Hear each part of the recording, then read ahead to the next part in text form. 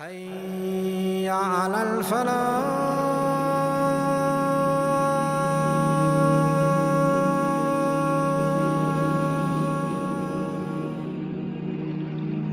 Allah says in Surah At-Talaq, and He, Allah, will provide him from sources he never could imagine. And whosoever puts his trust in Allah, then He will suffice him.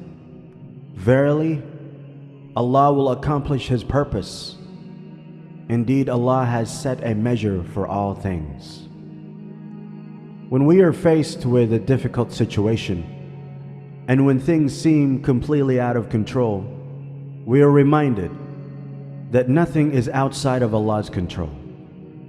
Especially when there seems to be no way out of a particular situation, when in fact we can't even conceive of a solution. This is when Allah gives us even greater help. In fact, help that comes outside the realms of human capability and understanding.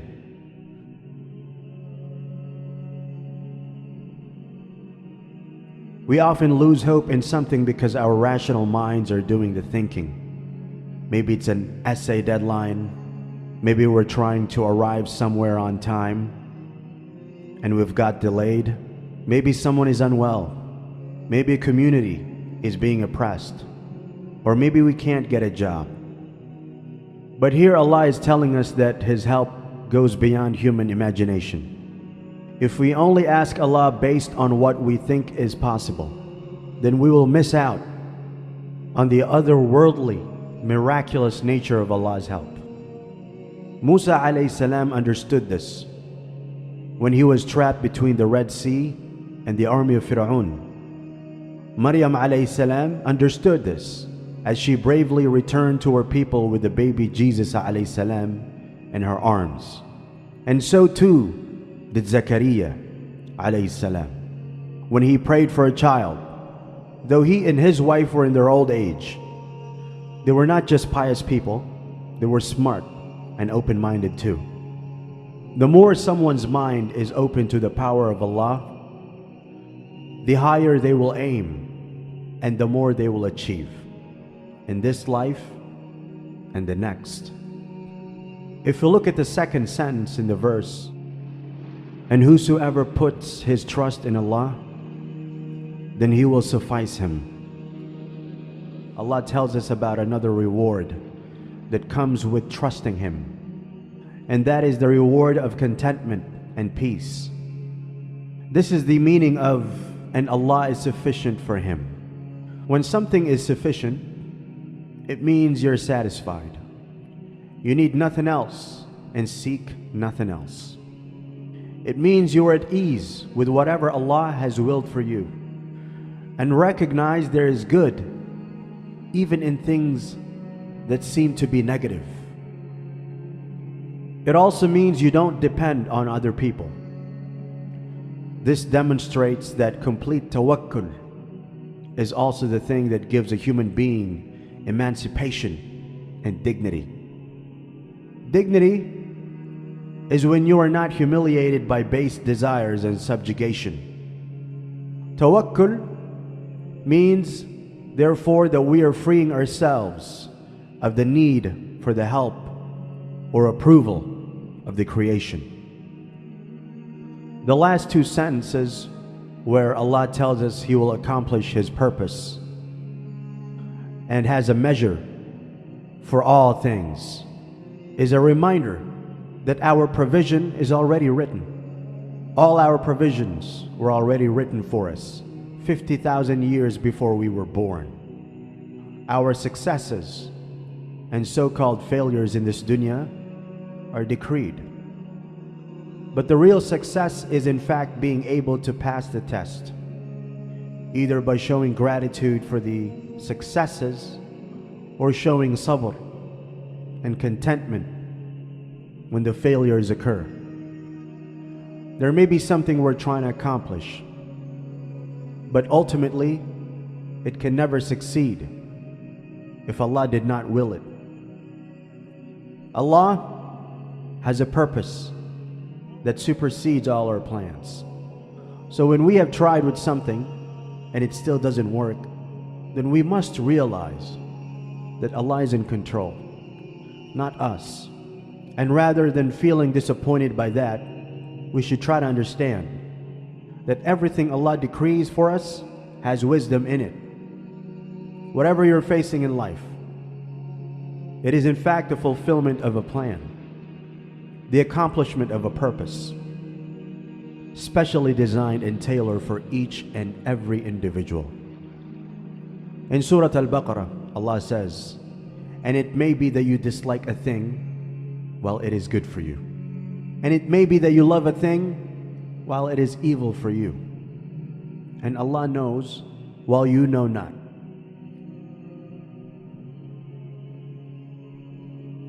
The lesson from the test is often more valuable and a greater achievement than the original thing we were seeking.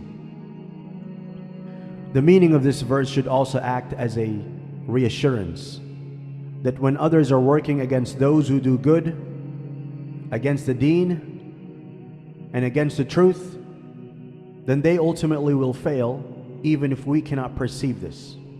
For Allah has only given them respite for a short time before He destroys their plans. This was often the case with evil communities in the past. Allah gave them some short-term, superficial successes, which made them feel arrogant for a while. But in the end, their plans and their plots failed.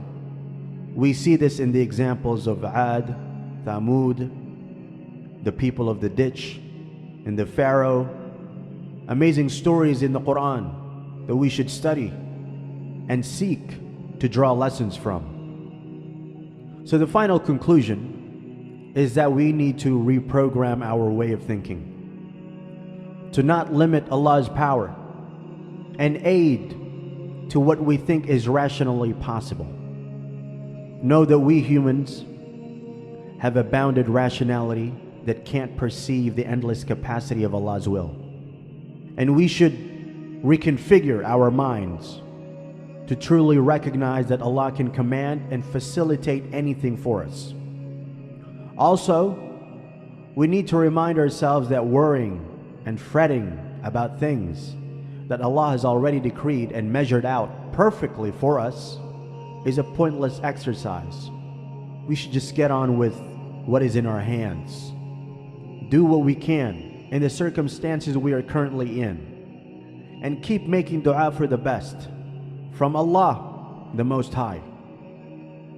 Practical tips to achieve the above. Force yourself to make dua for that which seems impossible. Keep trying with whatever practical means you're available, even if, no, especially if, you think the doors have already closed. Example, when rushing to catch a plane and the check-in desk has already closed. True story. That job application, no matter how fierce the competition might seem, when a deadline is looming and you need to ask for an extension, but doubt it will be given. Such are times when your trust in Allah is pushed to the very limit. Will you still persevere? Listen to Quran, and especially familiarize yourself with its stories of the prophets and the Salihin, the righteous, peace be upon them. Their actions and deep conviction will help to challenge our skepticism and will broaden our minds to appreciate the power of Allah. Be around those people who will give you hope and encouragement, those who help you to avoid regret, who give constructive advice, and who big up the positive sides of things. Look out for and memorize special verses in the Quran, supplications from the Sunnah. That will increase our tawakkul.